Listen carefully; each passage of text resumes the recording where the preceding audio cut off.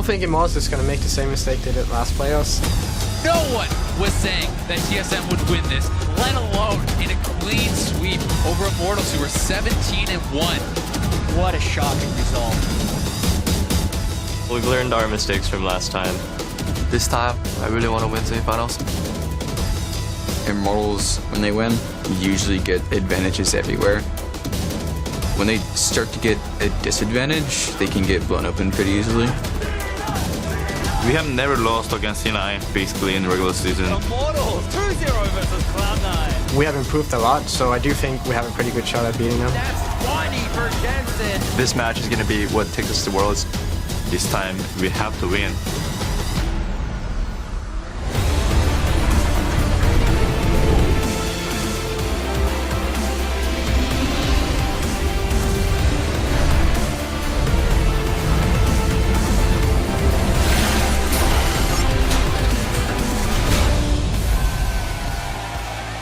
Welcome to the North American League Championship Series semifinal live from Los Angeles, California. Now the stage is set for our first team to step up to the finals and reach for the North American crown. As you can see, the audience has plenty of energy and they're ready for the games, as are Cloud9, Sneaky, and Jensen, who arrived to the arena earlier today. They're looking to return to postseason glory today against Immortals. Pobelter, the man in the mid lane for Immortals, going to be going up against Jensen. We'll see how he does. There's going to be quite a spotlight on that mid lane matchup. Thank you so much for joining us. As always, I'm James Dash Patterson alongside our analysts Mark Zimmerman and Alberto Crumsrangifo. Gentlemen, semifinal time. We've got our top 4 teams in NA all poised for some great best of fives. Are you ready for the same? Yeah, I'm going to be really looking forward to that mid lane matchup. I know we're going to highlight it a ton throughout the day. I'm sure there's a second stream, all that already dedicated to it. So I'm looking for 15 games. We had the finals in LCK, semifinals in EU, top it off with 5 games here. That'd make my day. Yeah, for those of you who hadn't seen, there were 5 games over in Europe. We're hoping for the same here in North America. First off, though, let's load up that playoff bracket. C9, CLG, they advanced to the semis with victories over Envy and Team Liquid. Of course, now turning our attention to what's at stake, though, in this larger scheme of the season. Remember that the North American Finals champion auto-qualifies for Worlds and is awarded the first seed. Now, the second seed NA team will be the team who has accumulated the highest number of championship points between spring and summer of 2016. Now, the third seed comes from the regional qualifier. The 4 playoff teams that are not the first and second seed will compete in a gauntlet for that third slot, which brings us to today's semifinal showdown, which is between Cloud9 and Immortals, the first of 2. Now, I want to look at these 2 teams. Let's start off with Immortals and talk about the keys to success for this team against specifically Cloud9. Well, Immortals plays aggressive and they look for their fights constantly. Their damage per gold spent is higher in every position compared to Cloud9, so they're really aggro team. That's why we know and love them for, and they make games bloody. They make you kind of deviate from the plan and focus on whatever they're doing, and if you fall into their trap, you're going to lose. Now, if you have to point out a lane, though, that's got to step it up for Immortals, which one is the one that's got to make that next level push to get them to the finals? I think it has to be their bot lane. I think they're by far the least consistent in a sense where, you know, Huni definitely dies a lot, but he'll make plays happen. Pobelter's a rock in mid lane, Rainover's all over the map, and the bot lane is the one that you have to worry about, especially given that Sneaky is such a huge carry for C9. Very much so. All right, well then on the other side of things, it's understandable, of course, to look at Immortals and call them a clear favorite, but Cloud9, they've been showing some fire lately, so let's assess them as a team and their late season surge almost. Well, what was interesting was the fact that they seemed to be struggling a little bit in the middle. They had that loss to Team Liquid where people were starting to wonder about them, and then they finished out the season extremely strong and had a great series versus Envy where they lost the first game but seemed to really have control over how they knew what was going to be the important picks and sticking with them.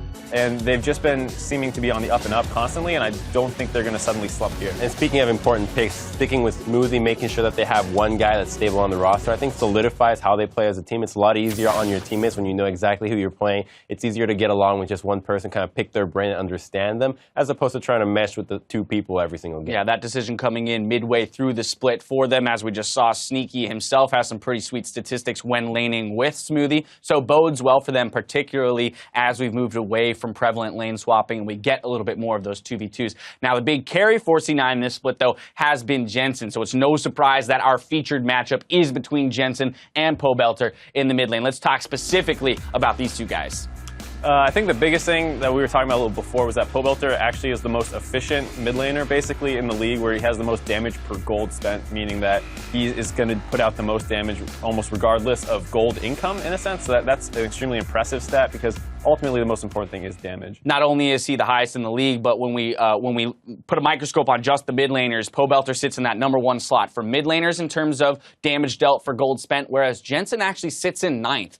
So in terms of how he's maybe in a sense using his gold, not as efficient, but it also just speaks to the amount of gold that Jensen is getting. Which is huge because in the matchup against Envy, Jensen was getting such massive leads in the mid lane just by himself, and being able to translate those, even that means that if he's against Pobelter, even if he gets those leads, unlike the Envy matchup where Ninja didn't find enough room to have an impact, I think that Pobelter, regardless of how he lanes into Jensen, which I don't think will be falling too far behind, maybe even getting ahead and getting solo kills, hopefully, or maybe lots of roams, I think that he'll be able to have a much bigger impact on the game and still be a force to be reckoned with. Right, I think it's just kind of two different styles where obviously Immortals tries to put a lot more resources into the top half of the map, and what's nice is that obviously Pobelter is still performing without getting that kind of focus, whereas C9 clearly puts a little bit more emphasis around getting Jensen ahead, and he's often targeted by enemies more as well. Yeah, the playstyles between these two teams and the way that they approach the game, either who they choose to carry or they move around the map, makes for a very exciting matchup between these two teams specifically. Now, we're spending summer playoffs revisiting a split full of huge plays and memorable moments, and we want to invite you to contribute your favorite memory to the conversation on Twitter. So hit us up at LOLesports using the hashtag LOCKIN,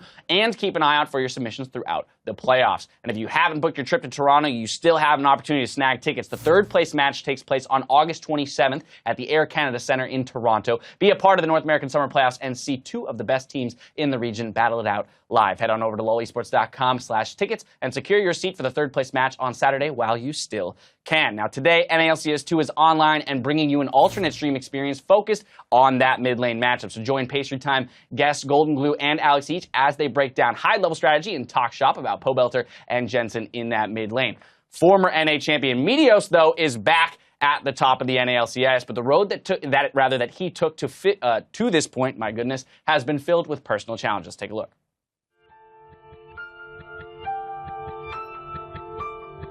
I'd say for the beginning of my career, I was always doing really well, and it made it so it's really easy to be confident. I didn't exactly realize the things I was doing wrong back then. You know, like, it seemed right, because, you know, I'm doing this thing, we're winning all of our games. Well, Meteor's great, Bolt bringing them high as well. Real flash forward for the Pulse, and that's going to be yet another kill. Meteor's everywhere today. In the C9, there was always some issues within the team, even when we were winning.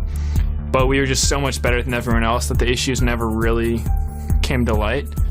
But when we start doing bad, and then there's a lot of disagreements on the team, and then Jensen came in, and me and him didn't really see eye to eye either.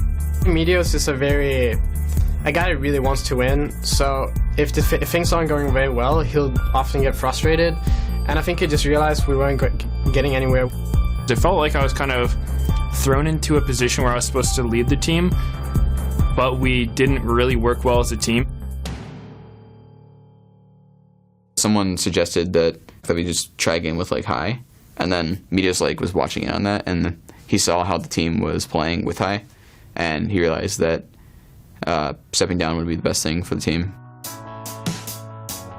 I kind of just wanted to take a step back and be like, I want to see someone else try jungling for this team and see if it's possible, or see if it's something I need to work on. He took one for the team, stepping down, letting us go forth with high. I'd say when I left the roster, I wasn't really feeling great. It took a big toll on my confidence. When I was taking a break, it gave me an opportunity to stream a lot. I got to connect with fans when I wasn't able to before. And then I just sort of tried to focus on my play as well as just myself as a person, you know, try to be a more agreeable person, try to treat people around me better. I think after playoffs of Spring Split, someone from C9 came to me and they're like, hey, do you want to try playing some scrims with the team? Came in, tried playing some games, and it went pretty well. And then we just decided to have me play. Meteos going to be back in the jungle for Cloud9 today, our first NALCS MVP. I think that Reaper had a big part in helping me and Jensen get along better. We had a lot of time where we were playing with other people, obviously, so some of the issues that we were just really disagreeing on, just got to see other perspectives of things. Me and him both weren't the best teammates, I guess. I remember there's this quote Reaper said to us that kind of resonated with me. It was, everyone's right in their own mind. You know, like no one's gonna knowingly do the wrong thing. Say like someone gets ganked, and then I'm gonna be like, why are you feeding their jungler? And then they'll be like, well, I wasn't trying to, you know, it just happened. Did I need to go up there and help him? Should he have warded? Even if two people don't agree, there's other perspectives, like other ways you can look at the problem to get on the same page. I could also just go on mid right here. Okay. I can walk up towards mid. It's done. Nice catch. Go.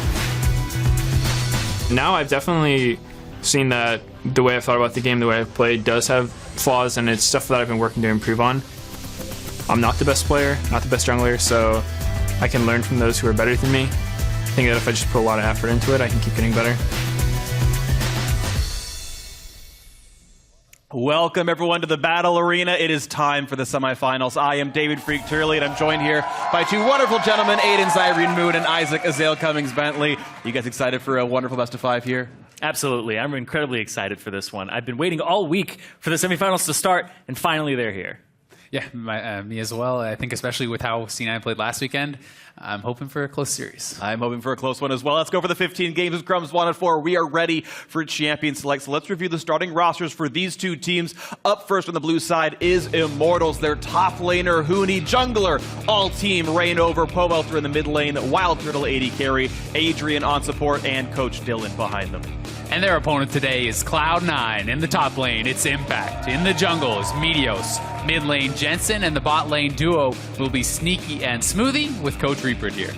And Reaper is one of the new guys on the roster here, actually, making his mark. I saw him, with Edward Gaming last year at Worlds, came over now to Cloud9, and I think C9 has, no pun intended, sneakily been one of the better teams in North America. They've been under the radar for, weirdly, because it was like, okay, they were kind of mediocre, like they barely made Worlds, this kind of roster comes together, and they've actually been a really solid team with this new look. Yeah, I think they kind of got bogged down in a couple of things of perception at the beginning of the split. Which supporter they're going to use? It's Cloud9 without High. How is the shot calling? But Reaper has actually made a great kind of team out of this team and made them third place so far. And I actually attribute a lot to him, as well as Jensen and Meteos have both been very outspoken of how much he's helped them. Yeah, exactly. The players are complimenting this guy left and right. But as we do get into the picks and bans, Echo and Tom Kench taken quickly off the board here. And TK has been kind of that C9 special. They've been using it a lot in scrims. It was highly prioritized last week, and so it's taken away here. Yeah, I'm actually a little bit surprised at that, because there are some other things on the table that you would expect to have banned away, like the Shen against Impact. Right. Unless you've got a counter pick ready for it. Yeah, such as Rumble, right? One of the things that Huni really likes to play, and it's one of the most banned champions against Immortals on that Rumble. Huni likes to play aggressive stuff. He's not going to be afraid of any of these 1v1 matchups. Yeah, but that's the thing, is Cloud9 have one ban left. Soraka has been Adrian's go-to champion. Rumble and Soraka are the two most banned champions against Immortals, and now it looks like at least one of them is going to be left up here, and we'll see what ends up happening. A lot of respect being given to Adrian so far. Both Tom Kench and Bard banned away here, for Smoothie. And it definitely speaks to just how well this guy has been doing in the bot lane. He's been getting a lot of credit across the league from different pros, and it's something that throughout the course of the season, they've been improving more and more and more together as a bot lane. And I think that one of Cloud9's biggest strengths is when they're playing pick compositions. They have very low combined kills per minute in their games, and that's because they like to pick people off, and Smoothie's Bard is a big part of that. Thresh is his backup champion for those types of plays. Interesting to see Gragas actually taken off the table here by C9. I always kind of pegged Rainover as more of that Rek'Sai first pick guy. Yeah. And, it's something where I would have thought they would be happy to let that go through the draft, but it could be something that's a nod towards scrims. And Talia coming through is a bit of a surprise, as this is one of the most banned champions, period, lately. Right. Vladimir, the only really mid laner, even more contested than this Talia here off the table right away. Immortals understands the pinch, and you're right about the Gragas ban being a little unusual against Rainover, but with Talia on the table, kind of trading that for what we assume to be a Rek'Sai, and then maybe a Sivir underneath. Exactly. I think that we expect the Rek'Sai to come out here for Meteos, because they're pinching that jungle pool. Would be interested to see how highly prioritized Cassiopeia will be today also, because that has been a big one for Jensen, and it's something that Powelter doesn't really play. Yeah. The kind of overlap in their champion pool has been more about the Victor. Yeah, exactly. Powelter, most played Victor. Jensen, most played Victor as well, but Powelter, heavily his champion that he's gone to.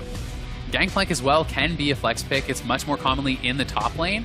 And if it is going to be top lane, Gnar matches up pretty well with that. We actually just saw that in the EU finals, or semifinals rather, that just happened. It can be a pretty scary matchup. Wow.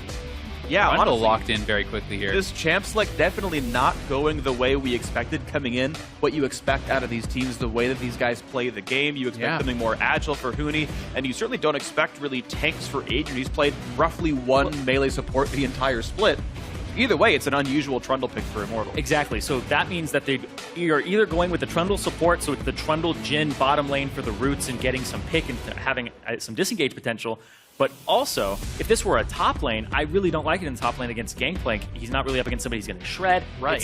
It's kind of a weaker champion in that matchup, and you just allow Gangplank to kind of scale. Well, but we have had 2 weeks off of not seeing Immortals play at all. They didn't play in promo tournament. They didn't play in quarterfinals. So actually make that 3 weeks off, and they can kind of come up with that with whatever they want. Cloud9 showing their own lineup. It's a Braum, no surprise for Smoothie, with a Sivir actually coming through for Sneaky. And Huni has been a guy classically who has his own way of thinking about the game. Whether it's kind of the Lucian top, which obviously didn't work out, but he's a lot of stuff that he comes in with, playing a full AP Echo when people aren't playing that. He has different ways to play the game, and it's going to be the Rumble. Exactly.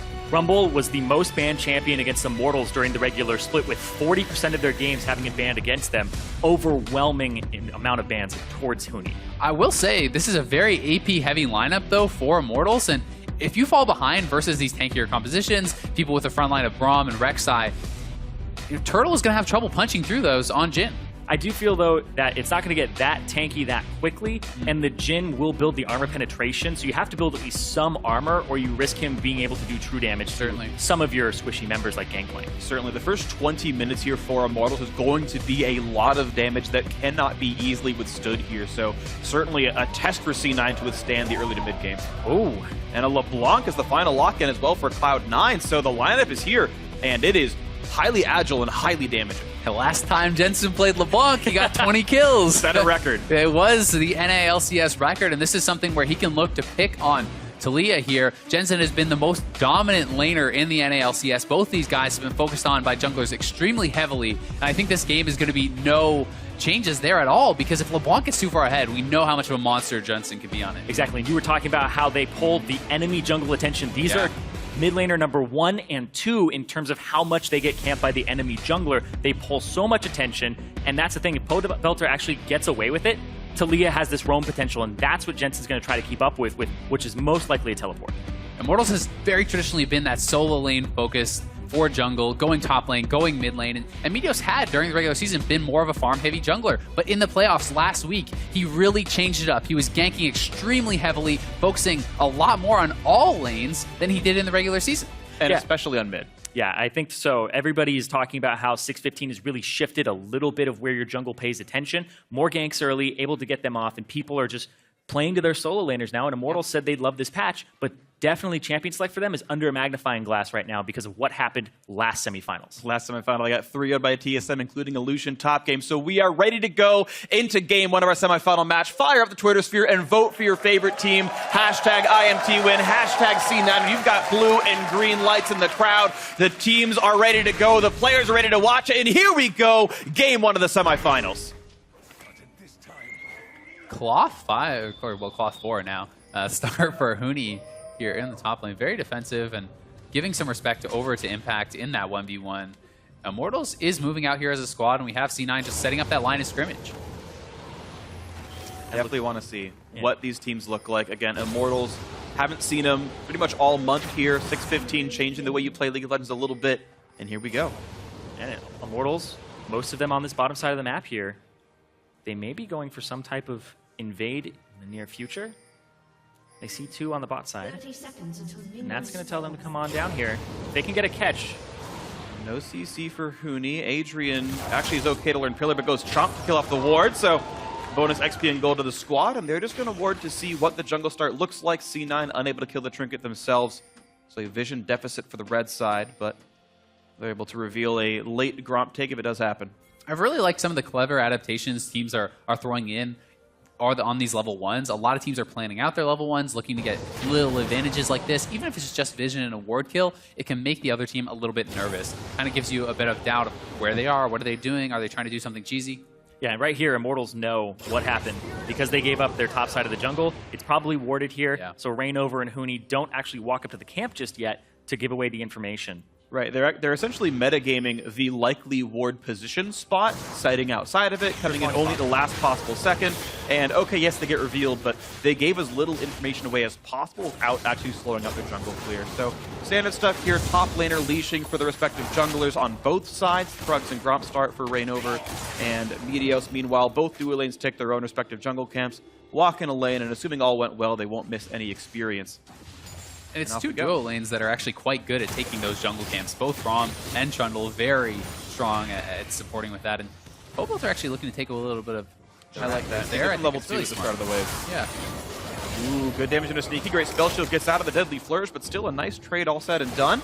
Attacks back and forth. Adrian one hit from his stun. Won't come through. And honestly, the blind pick Trundle does not get punished really at all. I kind of like the research that Immortals did, knowing that Smoothie plays Karma, Bard, and tanks. And so you put Trundle in, you know it's going to be a melee laner at that point, and that's what happened. Yeah, you get to take Grasp in those matchups, too. That's a big thing in these melee matchups, is whoever takes Grasp actually has a decent advantage over the other one. You just fight better. It's a little deceptive, too, because you don't always expect the support to have that burst. Right. And it's a decent amount of healing, too. Yeah, auto-attack Chomp with a Grasp on top of it is definitely going to be painful. Smoothie takes up the Deadly Flourish. Still battling back and forth in this bot lane. And I want to talk about these two team styles, because Immortals are, in all of the playoffs around the world globally, they are the bloodiest team in combined kills per minute. They brawl the most out of any team, win or lose in those brawls. Cloud9, on the other hand, though, are 9th in the league in terms of their combined kills per minute. And because they like to brawl so often on Immortal's side, Wild Turtle has even taken Insight. So he has reduced Summoner Spell cooldown over Biscuits and things like that. So he's actually going for more brawling style with his Jhin, too, and just being able to reposition, not get caught. That is interesting. You're right. Yeah, not the standard 5-minute flash cooldown. We don't typically see 18-0-12 as mastery choices, but that is what Wild Turtle's got. And yeah, he's going to be hoping to be part of these fights more often. We'll see how that plays out for them. But as you mentioned, yeah, a difference in styles. Fast versus slow. And Reignover now looking for some counter jungling, getting to the top side, wanting to turn around this top lane matchup. And Huni's already shoved this up because they think Meteos is on this side, and if he decides to brawl... A lot of damage dealt in. The Chomp comes through down to 200 HP as Meteos running now. Red buff on. Nice knockup to get away from Reignover. One more attack, and he will get away. Properly played. Safety. Really calm play there by Meteos to not blow his flash. He knew that all of Reignover's spells were on cooldown, and he would be okay to walk out of there. But Impact has to be a bit careful now, knowing the attention is going to be topside. Yeah, you can see he actually backs up all the way as Gangplank. Procs, good trade. Yeah, ooh, Smoothie gets crit on, but they knew how much damage was still available. Powelter went up to the top side for a ward. He's got Elise nearby him as well. Of course, LeBlanc is hard to gank. And it looks like there won't be too much happening in the mid lane right now, impacting his first teleport to get back to lane. He's got Sheen for himself, so that's roughly the first item buy that Gangplanks tend to go for. I also like how aggressively forward Pobelter was playing that, kind of trying to bait out the W from Jensen, and had he jumped forward, he is then very gankable, and Pobelter in some trouble here. Not a good thing for Pobelter, but Jensen, of course, had teleport, not ignite, so Pobe knew he did not need to heal or flash away. There was no damage left on the LeBlanc. Properly played here. Impact in a battle with Huni. That Huni is winning heavily. Look at the damage of it. 200 HP left. Impact's one hit away from dead, but he knew that Huni was overheated. No spells were coming out, and it will not be a dive. And keep in mind, also, Elise was seen walking to the bot side of mid a while ago. Nice triple barrel chain. Impact playing it nicely. Certainly good at this champion. Yeah, and Impact is mostly put onto tanks. He actually gets the least amount of help from all top laners from his jungler. He's usually left out to dry on Cloud9, but on a carry, I want to see if Meteos starts playing towards his lane, and if they try to help Impact out more. Impact has, though, been able to kind of open up that champion pool a little bit more. He's been putting in some carry performances, particularly on Aurelia over the last couple weeks, picked up some player of the games, and has really been outstanding for the team in the later half of the season. Yeah, he's definitely proved that he can snowball. In their quarterfinal matchups, he was basically just styling on Seraph all game long with Gnar. It was also interesting to hear in a lot of the Cloud9 interviews, these guys actually thought the key to winning was top lane. They think that Huni is the weakness on Immortals, and it was not the bot lane that most people had been considering their advantage. Right. It's interesting as well because the counter pick went to Huni as well. You saw the early first pick on a Gangplank red side. Partially it's a denial. Partially it opens you up to some counter matchups. There are a lot of Gangplank counters. I was part of the top lane stream with Dyrus and Zig last week, and they were talking off camera about like literally like a dozen different champions you can pick that are good into Gangplank. Things like Quinn, things like Kennen, whatever you want to do with it. Yeah. Rumble, one of the good ones as well. We saw it over in Korea a few hours ago, and it went nicely. And that's the matchup that Huni has for himself, one that should be won by the Immortals top lane, or one that you might expect Reignover to kind of push through the rest of the way. Yep, so far so good for Huni in that top lane. Has level 6, he's up on farm. He's going to be looking good, and that level 6 power spike is extremely strong for Rumble, and Impact is going to have to play it quite safe because we saw just how much damage he's actually taking in some of these trades already. Close timing right there. Huni doesn't land the auto attack at the right time, but Impact lands the parlay. It looks like Reignover and Pobelter both have advantage on top side, but that gives bottom away. There's the coordination. Adrian stun flashes over to the river and exhausts the Sivert. Here's the flash knock up onto Wild Turtle, who is out of summoner spells, but there's no rub up from Meteos. Not a chain still yet, but there's the collapse. There's the first blood, and Cloud9 get the first kill of the semifinals. Maybe they said the weakness was top from Cloud9 side, but hey, go bottom. Apparently they set Sneaky up here. And it's Meteos now picking up that first blood. I'll be interested to see if he goes for the team mat. And they're actually pushing for the turret here. Heavy hands buff even on Meteos. They're looking to push this down. Immortals must make something happen on the top side. And Impact, very smart of him. If he gets out of this, beautiful equalizer lands the slow. Red Smite is on, saving Cocoon. Impact flashes. Oh, backwards! Oh no, he sent it the wrong way. Impact probably would have lived anyway. He had the oranges available regardless. And there's the first brick over to C9. Big gold lead. Could the pressure be getting to Reignover there a little bit? Very uncharacteristic mistake from him. Yeah, backwards Cocoon there, and it doesn't hit Impact. They don't force him to use the W, and now he gets to stay in the top lane. And you think about how Cloud9's games have been going recently. They can pressure mid, they can pressure bottom, and Impact is a sponge for the enemy team's pressure. He basically just dissolves everything you put at him. He's been very good at dissolving that pressure. Of course, that top lane, though, the turret about to do the same thing. It's running out of health rapidly. Yeah, they're bringing Braum, too. So Smoothie if they can get him in time. Yeah, we'll be close here. I think Impact's going to have to just back off and give it up. The rotation too slow. Smoothie sees that. He will back off here, too. But still, heavy advantages on the bot side of the map as with those kills, it's going to put Sneaky quite a bit ahead. Yeah, extra kill and the 400 bonus gold for the turret going down first is C9's credit for being first on the play, and that's one of the things that definitely happened in 6-15 is being first just means more. Turrets can't run away. You can dodge first blood for a while. You can make sure you don't get ganked. You can ward, but if you make the offensive play and knock something down, the map is sort of irreversibly in your favor now in this case. Nice by C9 to have that play come in first. It certainly is, but you still do have to keep Impact relevant. He's not on a Shen. He's not on a Maokai or a Trundle that's just going to have this high baseline of effectiveness. You need the farm on Gangplank to actually have an impact in these team fights, and they may come right back at Impact as top lane is pushing away from him, and he is going to be in a pretty dangerous spot. Exactly. No flash here. Huni has the ultimate. If it's a good equalizer here, Huni could pick up a kill, but we'll see. Okay, barrel is down, but Impact running out of health rapidly. Huni last hits the barrel. Ulti across, a bit of damage back and forth. Talia roaming up to make sure it's all good, and there's the kill picked up. Yeah, he's going to survive the encounter. Huni gets out, staying alive. First assist on the board for him. And Immortal's going to kill. Yeah, but Cloud9 with Pobelter moving up to the top side of the map, they get to collapse on mid, push the wave in, deny that farm. But Huni definitely needed Pobelter's help there. He almost got taken out himself. Yeah, it was a deceptively close fight. He was almost had the last Q, which would have actually gotten the counter kill there. Yes, he would have gone down, but still, Impact holding on tight here, trying to do his very best, even while just being kind of ignored by his team. And Huni's getting a lot of help. They're making a big bet that Huni's going to be able to carry here.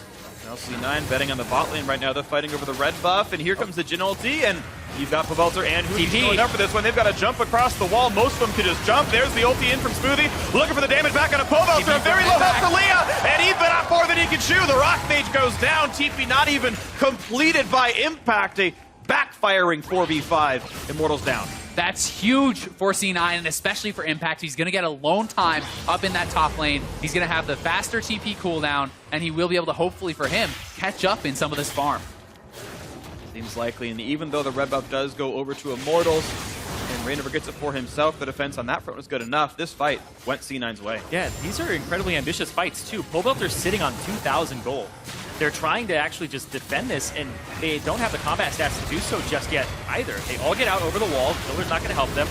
And then the TP comes through for Huni, so they try to make something of it, but they end up just giving up Pobelter. This was just a huge overcommitment. Yes, the Jhin ulti was nice, but Turtle was not in a position at all to help them. Reignover was going back for the red buff, while Pobelter and Huni are overcommitting in that fight. So definitely some miscommunication, some mishaps happening here for Immortals early on, but the game is still exceptionally close. Only 1,000 gold, the difference. Yeah, exactly. When Cloud9 get over that Dragon Pit wall, at that point you just have to cut your losses and say, okay, let's stop chasing it. But sunk cost fallacy comes into play. Got to get something out of it. I think they thought they could get it, though. The problem is most of C9 could jump the wall without burning Flash. Only Sneaky had to burn a Summoner Spell to get away, and then it turns out you lined up for a perfect Braum ultimate, and it's one of the things that I'm sort of glad Smoothie did is he emphasized getting experience so that he was level 6 for this play. If he had been roaming more often than not and was level 5, that kill doesn't come through. And prioritizing getting a little bit of XP came into effect there, the fight late enough that he had the ultimate. Only 800 gold separates these teams, though. For all that C9 have done well for themselves, this game is still very, very close. C9 playing around the Drake, looking for maybe a bit of a play. Slow onto Rainover. Auto attack's going to land. 2 more, and Rainover gets stunned away. Can't quite get it. Out he goes. But they're still forcing him out of his jungle. They can test the red buff. They can test every little thing they can from Rainover.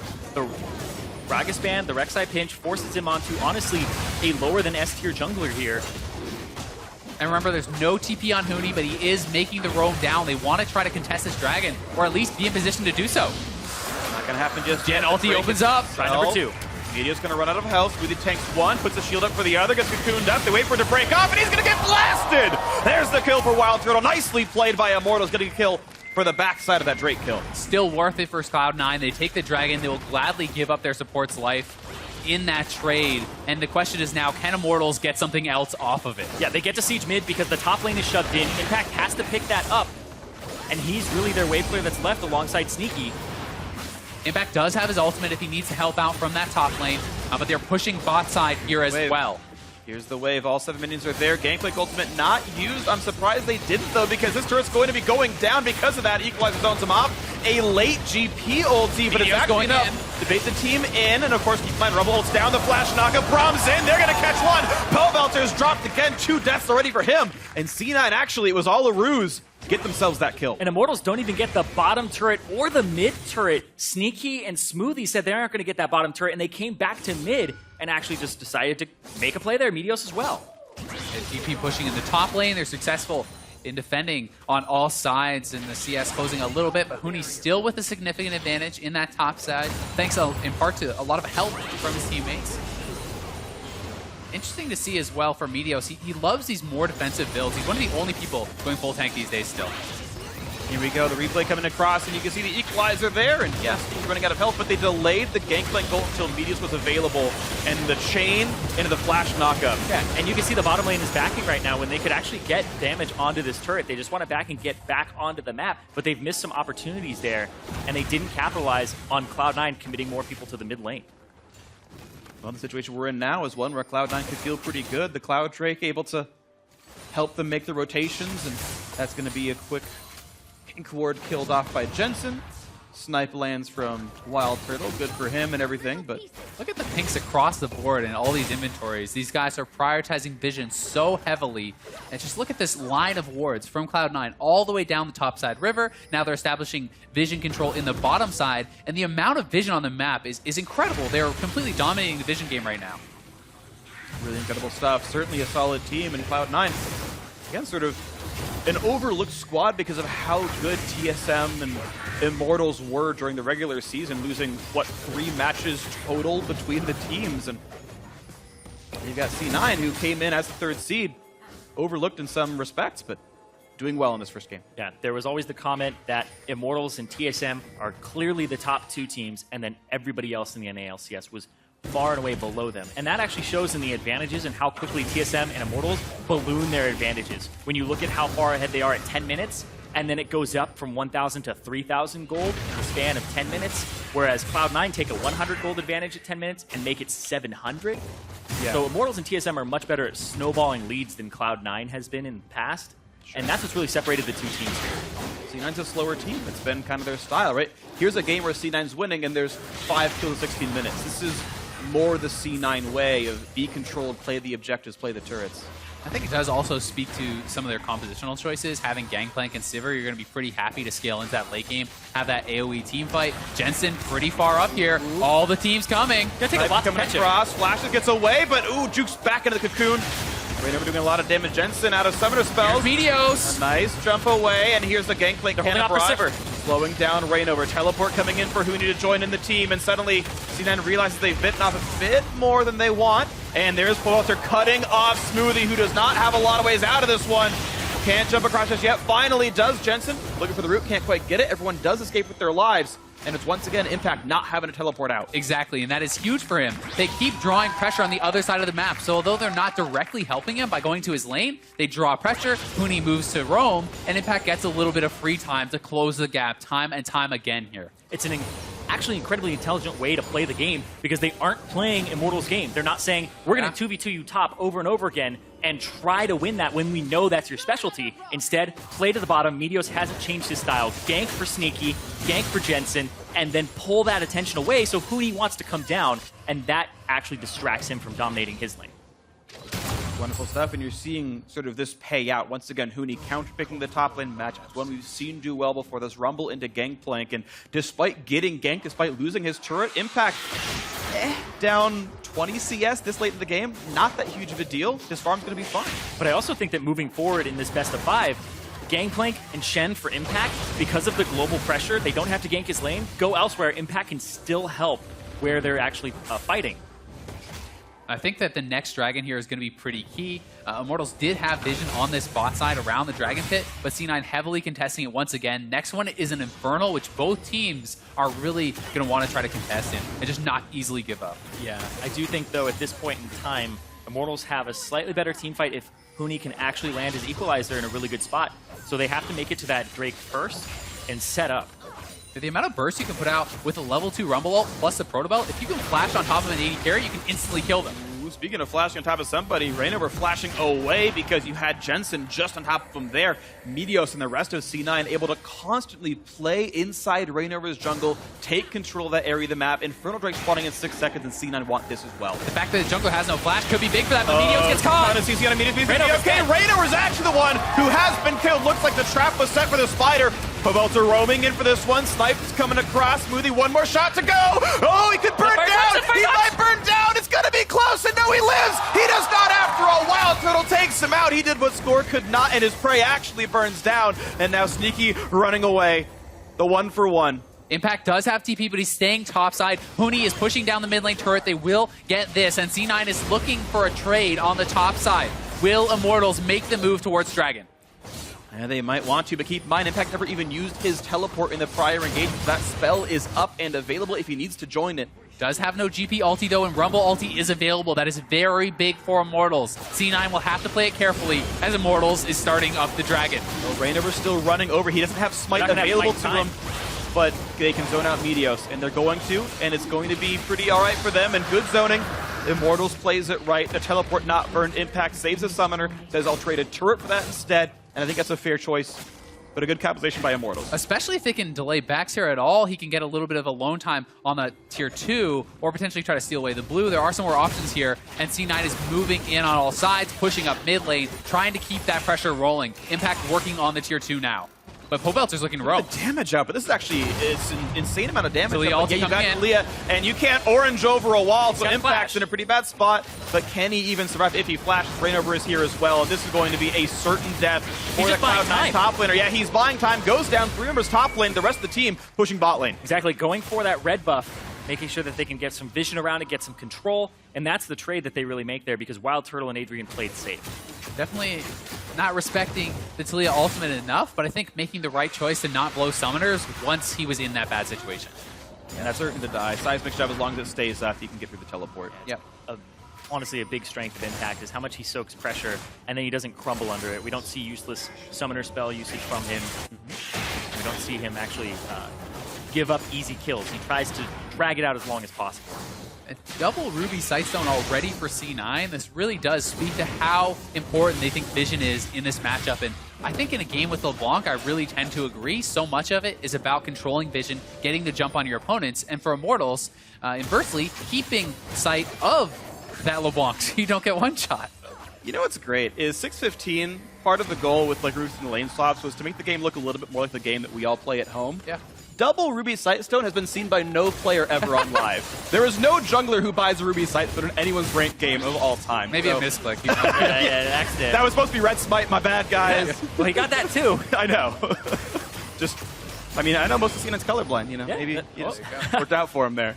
Meant to be something else. But either way, C9, yes, playing the Vision game, staying that 1,000 gold up, and playing a spread out map. Yeah, and it's interesting, too, because Cloud9 are actually rewarding at a little bit of an unprecedented rate for them, because Immortals are actually the #1 warding team in the league, and then Cloud9 is actually the #1 ward clearing team in the league. They clear the most percentage of enemy vision.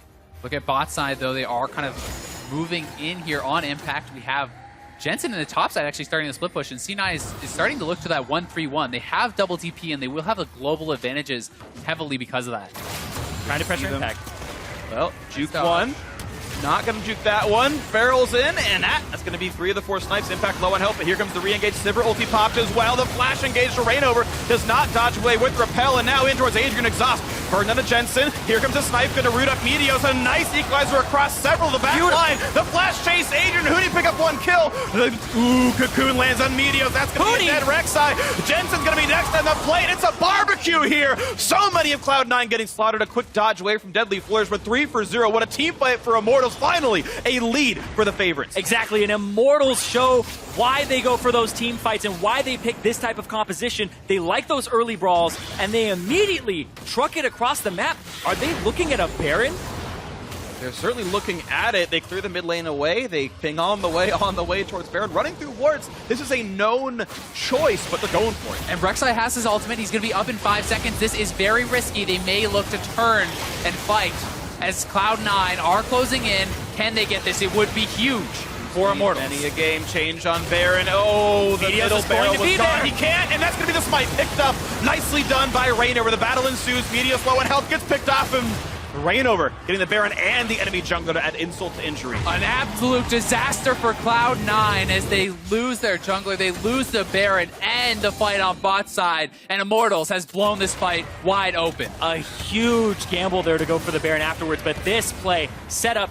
Jensen TPs onto the ward. They see him coming. Rainover gets his repel off, holds it, waits till Jensen goes forward, gets off it, and then the Talia wall sections them off, which allows everybody to go to the bottom side, and then the equalizer up is beautiful from Huni, and then the flash proto belt into 3 members of the back line. Huni playing that really well.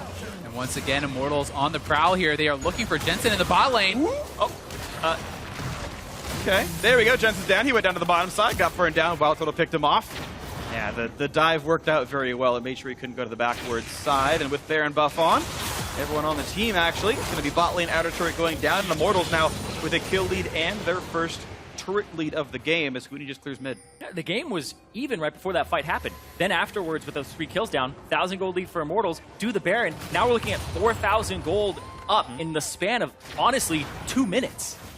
It's crazy how they just seem to be able to flip a switch like that, but Huni pretty far forward here, has no flash. He's going to be dying for this one. Can he trade back into Smoothie? That answer is likely to be no, and they will slink away, but that is 4 people who are part of that fight. Even the Gangplank ulted for it to happen, and 1 kill turns into bot lane tier 2, still a better objective for Immortals. As now mid lane under fire, C9 trying to make the best of this rough situation here, and they will likely knock this down, bringing the game a little bit closer. Properly played by Smoothie, tanks as many shots as he needs to. Oh wow, backdoor bonus. Triggering on in time, that turret will not quite fall. The strong breeze will get it later, but right now C9 cannot huff and puff. And they immediately start shoving down the mid lane. It's still only 4 members, though. They don't have Huni. His TP is not up either. Oh, Smoothie! He's dead. He's gone. There's Cocoon. There's everything. Rainover, another kill. 3, 1, and 4 for him. Plenty of ability power with the Rylai's Crystal Scepter, and that's going to be another turret. And this is Immortals when they're winning. They play so much faster. Of course, the Baron buff helps, but this team is vicious at trying to take their advantages. Barrel Chain only does a bit of damage. Already up to the inhibitor 25 minutes in. It doesn't even look like we're in the same game. I mean, this is something Cloud9 was dominating, and just like that, the inhibitor likely going to go down. It's a 7,000 gold lead for Immortals. Ooh, chunk on a Wild Turtle, loses Hex Drinker. Jensen actually loses a lot of health, but the Dustblade cannot quite kill him off. Inhibitor's gone. And this is what has really separated our top 2 teams from the rest of the league, is the risk they're willing to take. Going for that Baron, what other team would really do that in a matter of seconds? When the Rek'Sai has ultimate up, Meteos has a chance to steal it. They take the risk, so they say we're either going to win right now and just dominate the rest of the game, or we're going to lose slowly afterwards. And they decide, you know what, win right now. Let's go for it. And even that was a small risk. You saw the look at potentially recalling for Immortals, but they said, no, wait, mid lane's under fire. Even though half us are injured, we're going to make sure you get off that wave. There was a chance that C9 went for the fight there. It didn't happen, and another turret staying alive. Immortals fighting for everything on the map. Yeah, they really don't let anything go uncontested. Any of their matchups. And I think the thing that's really stuck out for me in this game for Immortals is the fact that they lost a whole bunch of fights early on, a little bit of skirmishing here and there, and then immediately they're like, we just need that one.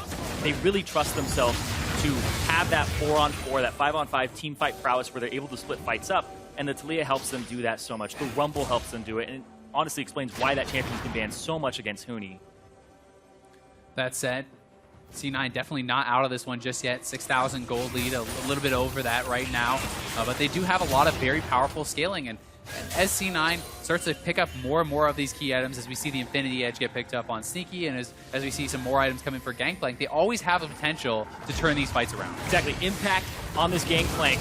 If he's able to... The sun's going to land. Gangplank to help out as well. Poelter path is going to turn off right now, but they've got the time. They've got Huni the damage output. Here comes Huni. Wants it. Nearly kills off Sneaky, but now he gets exhausted running away. Smoothie cannot land his passive onto him, so Huni can run away with impunity. The flash phase for Impact. The barrel going to get locked down by Huni. Here comes the re-engage on towards Zhonya's bot for time because top lane's getting pushed. Yes, they will finally kill off this Rumble, but how much of the top lane will be picked off? It's right now a 4v3 on the map.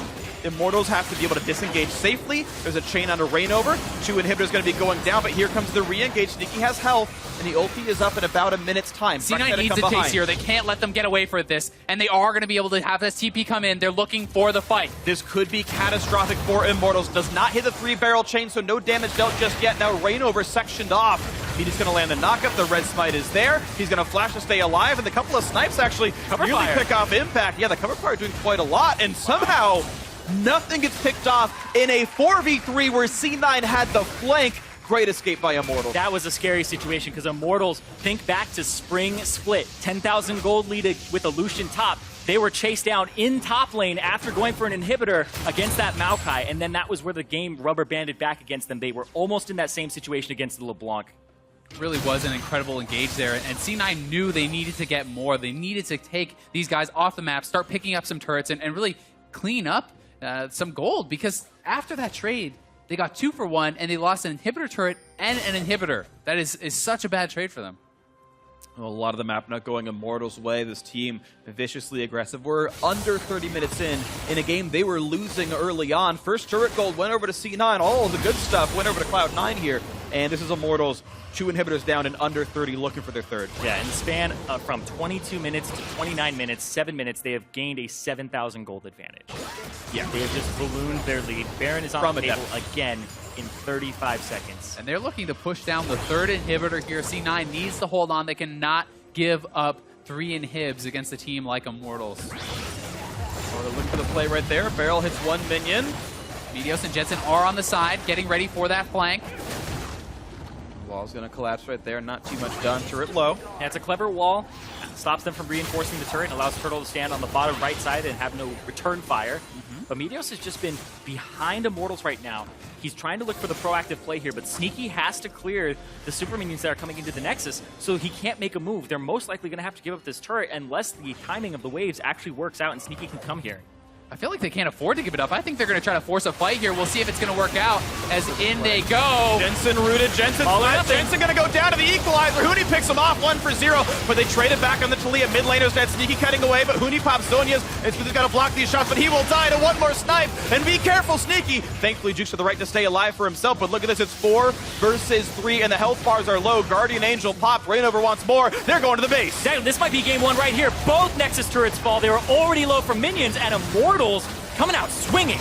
Beautifully played comeback by Immortals. The early game did not matter. They found the mid-game low on health, they wanted. coming in. Running out of health. They've got to be careful on this one. They've actually lost Huni and Reignover. Now it's only Turtle and Adrian. The flash chasing Sneaky, but Sneaky stops, but he keeps the game alive. C9 have 1 more chance to maybe turn this game around. Their inhibitors are actually back up. They have the mid lane and the bot lane inhibitor. They are still alive in this game. Obviously had a huge deficit with Baron on the map. Can C9 stay alive? That was really interesting because what happened there is Wild Turtle, he flashed forward and he shot his last shot, not at Sneaky, but at the person who couldn't return damage to him. And let's watch this. Yeah, watch this fight one more time. Sneaky being largely ignored as so much of the attention is put on Impact, on Meteos here, and Sneaky dueling on the side here against Rainover. Barely winning this fight was the game-saving play. Look at him, he has no help. And then Turtle He flashes flashes to forward for the Meteos. tank. He could have killed Sneaky there. That was the final crit shot. If he had killed Sneaky, Meteos has to go back into the base there and then come out, and that might have been enough time. But still, C9 definitely not out of the woods just yet. Their third inhibitor will be coming up soon, but the Nexus is exposed. One lost fight will cost them game number 1. Baron on the map, Immortals will be looking to pressure. Even just a rotation ends the game. If you get 3 seconds alone in C9's base, the game is over and Immortals wins it. So tight timing here. They're going to play for the Ocean Drake. Baron is up. C9 getting out of their base to try to fight for something. And here we go, in towards this Ocean Drake. Going to be picked up pretty cleanly. Immortals knows they have a lot of room to work with. The threat of a teleport that is up for Huni right now. The threat of an out-rotation. You saw C9 run down to contest Baron, but it wasn't Baron that Immortals was going for. We talked earlier about the power of Sivir in this late game. IE now picked up. 3 items complete. Building defensively, working on the Hex Drinker, and if Sneaky can get to that Maw, can get to the Bloodthirster, these kind of items, he can potentially survive and hard carry some of these fights. There's a lot of squishy members here for Ricochet. Exactly, and Sneaky, he has been funneled a ton of this farm. He's almost 100 up, but he's 2 levels up over Wild Turtle at this point.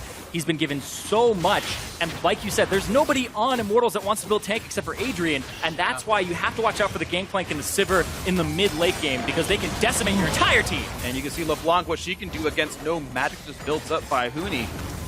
The tension in this game is palpable. You can see the top lane pushing in for Immortals. They are looking to make something happen. Huni has his TP, and he will come right back. Immortals wants to fight now. Here comes the play for the bot lane inhibitor. The Nexus itself, of course, will be exposed afterwards. Smoothie to tank up the curtain call. Sneaky almost dead already. Ooh, okay, Smoothie gonna survive this one, but look at that burn onto the back line. Impact is already dead, and it's a 5v4. Smoothie just survives inside the fountain, but here comes the shot for the Nexus. 600 damage dealt for auto attack there. The dive back in. Smoothie gonna run down. Meteo's gonna be next up. It's a 5v2. Jensen gonna be attacked. Smoothie, okay, yeah, already dead. And Wild Turtle still stays alive. There's the ace. There's the shutdown. There's the game 1 victory in the semifinals. Immortals take game 1 over Cloud9. There's far too much teamfight power there by Immortals as they break down the door, get the ace, and take game number 1. That breaking point was that 22-minute fight. Beautifully played there by the mid-game fighting composition of Immortals. They played to their strengths. They didn't fall completely into the game that Cloud9 was trying to play.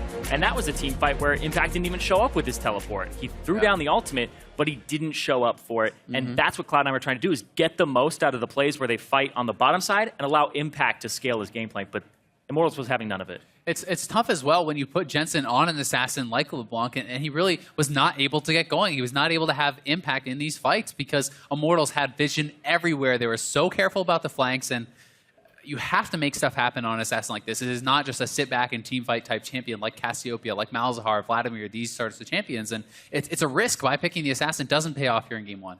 Yep, and honestly, just well-played situations, honestly. Though C9 were faster for a lot of it. Yeah. Immortals, that one team fight, and once they had control, they said, we're going to group up, we're going to fight for everything. Baron. Objectives in their sights every time, and the 5-on-5s worked well for Immortals. So a 1-0 start. Great semifinal so far for Immortals. We'll see if they can do more, but for now, we're going to toss it down to Dash, Mark, and Crumbs for some analysis.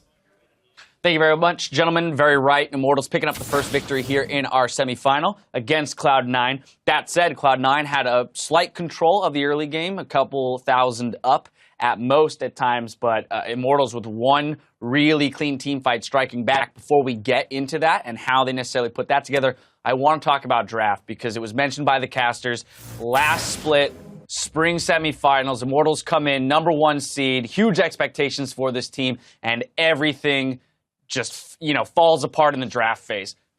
How do you feel they did this time around, second go-around in the playoffs with the draft? It seemed to me to be a pretty smart draft. One of the things they did was they left both Shen and GP through, and I think it was kind of a mind game because we know Impact loves Shen, and we also know he kind of likes GP as well, and you would think, like, oh, why are you giving him these good champions? But if he really takes the Shen, you can play GP into it. Huni also plays that. And then Rumble is also good into both of those. So if your plan was to play Rumble, then all along you're basically setting him him up into good matchups all around. And he has good matchups into Gnar even. So all around, I think the Rumble pick's really strong, and it's good into Sivir. It's really hard for Sivir to auto a Rumble, who's like this fake frontliner who does a ton of damage. So I think all around the Rumble pick was great. And I personally like the Trundle pick because right now the best AP supports that you have are the Bard and the Karma, and both of them are out of the pool. So immediately taking the Trundle in the second rotation, even though it is obvious that it is a Trundle support, you're not going to put Huni on Trundle into Gangplank. Right. Trundle is basically guaranteed to be going into a matchup against Braum, Taric, Alistar, and all those are excellent matchups, and maybe even Thresh, who could give him some trouble. But regardless, it's an overall positive thing to have the Trundle. That way you solidify yourself as having a tank on your team, and you don't have to put Huni on playing the tank. And of course, it was also mentioned by the casters, as we see Immortals on your screen right now, talking about that Game 1 victory and plans for Game 2. The casters mentioned how important it is right now to be picking up mid laners that can affect the side lanes. And we see a TP picked up on LeBlanc on one side, and then, of course, Talia has her own ability to roam through her ultimate. And with that, we saw Immortals put a lot of focus into the top lane. On top of getting a good matchup for Huni in the Rumble versus GP, we saw Elise going top. We saw Talia going top, trying to help that lane out. So I think a trend that's going on with these mid laners is that the actual mid lane matchup doesn't matter that much, because even if you fall behind, what really matters is how much you can help the mid lane. So we saw earlier in EU, Senka's falling behind like 30-something CS in the mid lane. It still didn't matter. Being able to help the sides, helping the team fights is way more important. Right here, Jensen getting so far ahead on his own, but regardless, Pobelter still has pressure because he can push the wave against LeBlanc, finds opportunities to roam on the map, and we never saw Jensen. Yeah.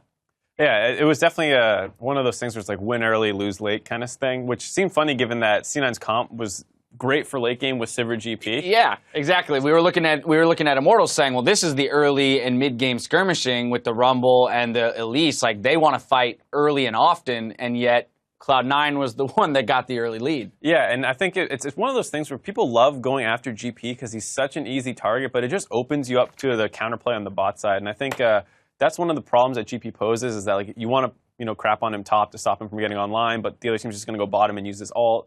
And it's kind of like this bait where you're just setting your bot lane up, and we saw that C9, with the help of the GP ult, was able to grab that first turret. Well, personally, I don't like GP with LeBlanc because you don't have an opportunity to get kill pressure on there. On top of the fact that you want a lot of wave clear to stall for him to be able to take over the mid lane and possess a lot of wave clear. But with LeBlanc, you just find yourself in the mid game rut that you just don't really know who do you send where and how do you get a fight going. Let's take a look at a couple fights. Now, the majority of the early game fights were either trades 1-for-1 or 1-0s. The first replay we're going to take a look at is 1840 into the game, 1-for-1 around Dragon. Both teams will also trade a turret, but Immortals will pick up the Infernal on the back end.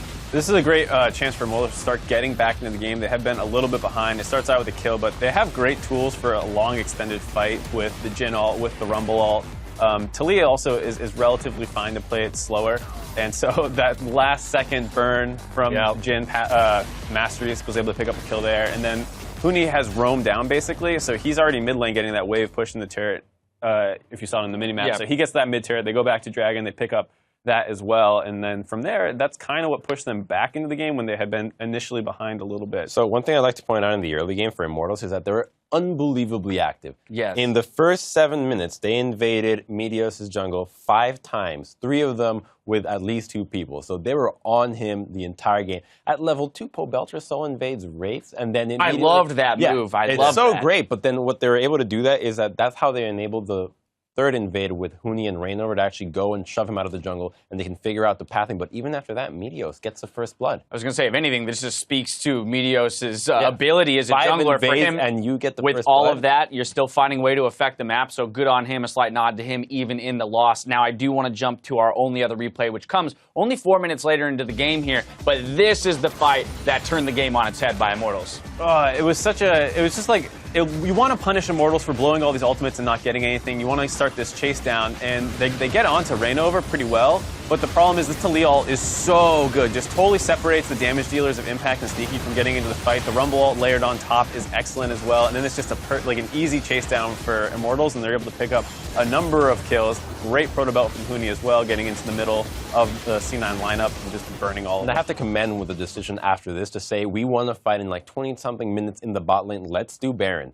The death spawns are like 10 seconds. By the time they got to Baron, pretty much all of C9's already spawned and going to the Baron. Exactly. The fact that they recognize we have the damage, we can do this. Granted, C9 did misplay the Baron a little bit, but the fact that they're able to seize that opportunity and go for such an aggressive call and pull it off, I mean, that takes balls, and I think they're able to do it really well. Definitely takes balls. Also a little bit of a, I think C9 could have played it a little bit better. We saw that Impact tried to set up barrels over the wall, but he got them like killed in the pit because he wasn't chaining them quickly enough. When he could have just maybe met up with Jensen in the river and they tried to be on the same side. It seemed a little uncoordinated. Well, a healthy eating Cloud9 here, discussing what they'll do for Game 2. This is going to be an interesting game for them to bounce back from, only because of the way it went. Having the later game composition, winning early, and then losing out as you get to the late game is definitely a tough loss to stomach. I do have faith with the guys on these rosters who have been in these positions many times over that they'll be able to shrug it off, move into Game 2, no problem.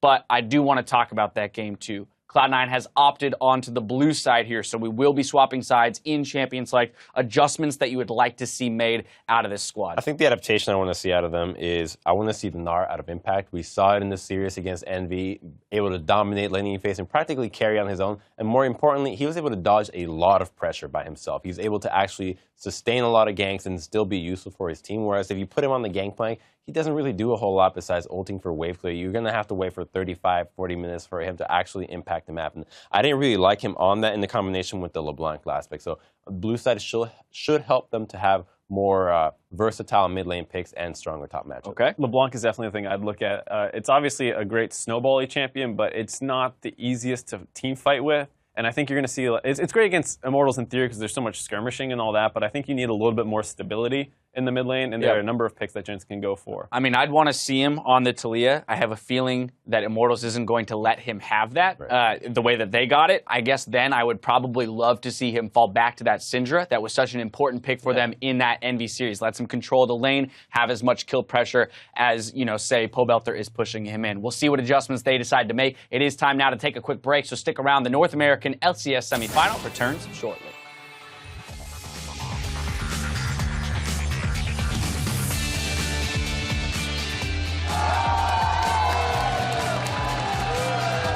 Wait, is Bunny here? No, I don't see him yet. I hope so. Right, Bunny there. Is he? He's in the T-Rex suit. The flash chase, Adrian Hootie pick up one kill. Ooh, Cocoon lands on Meteos. That's going to be a dead Rek'Sai. Jensen's going to be next on the plate. It's a barbecue here. Kill me. Rumble. Nice. Jin's really low. I can't hit him. Flash in. Okay, nice. We're alive. Damage dealt for auto attack there. The dive back in. Smoothie going to run down. Meteos going to be next up. It's a 5v2. Jensen going to be attacked in the semifinals. Immortals take game 1 over Cloud9.